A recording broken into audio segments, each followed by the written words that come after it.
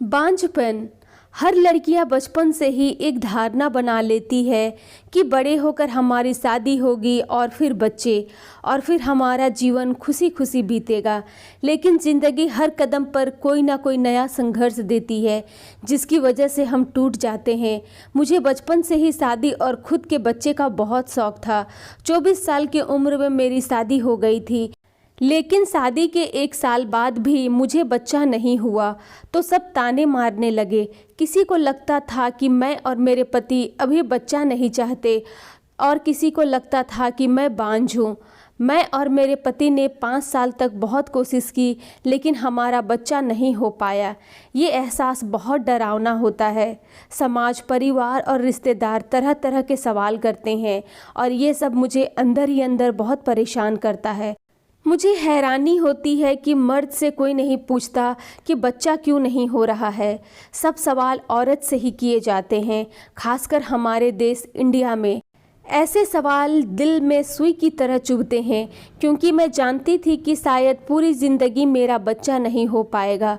मुझे ज़िंदगी का कड़वा सच हजम करना था, कड़वा सच कि मैं बांझ हूँ।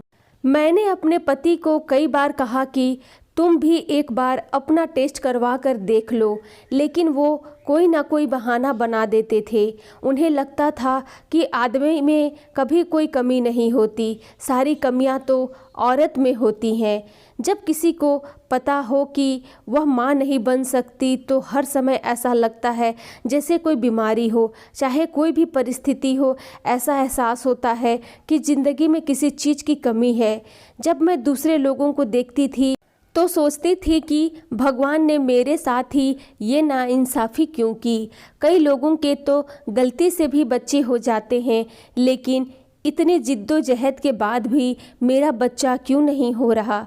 मुझे लगता है कि ज़िंदगी में माँ बनना सबसे बड़ा सुख है और ये सोच हर वक्त मेरे साथ रहती है।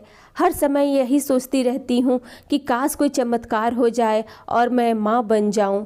बच्चा पैदा ना कर सकने की वजह से मेरी सेहत तो बिगड़ ही रही है, साथ ही मुझे मानसिक पीड़ा भी घेरे हुए हैं। यही नहीं, मैं और मेरे पति कई तरह के इनफर्टिलिटी क्लिनिक भी जाते हैं, जहां हमारा बहुत पैसा भी खर्च होता है। एक उम्मीद है कि शायद किसी डॉक्टर के पास मेरे बांझपन का इलाज हो। अब मेरी शादी को 8 साल होने को आए हैं और बच्चे की तमन्ना आज भी मेरे दिल में है। मैं और मेरे पति कहने को घूमने जाते हैं, खाना खाते हैं और खुश दिखने की कोशिश करते हैं, लेकिन बच्चे का खालीपन कहीं ना कहीं हमें आज भी खलती है।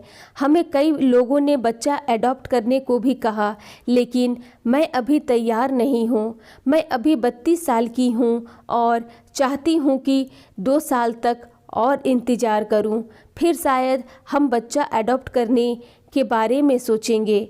आज भी जब मैं बैठी सोचती हूँ तो मेरे दिल में यही ख्याल आता है कि काश कोई चमत्कार हो जाए और मेरी सूनी गोद भर जाए। धन्यवाद। ये स्टोरी अगर आप लोगों को पसंद आए तो मेरे चैनल को लाइक और सब्सक्राइब करना ना भूलें।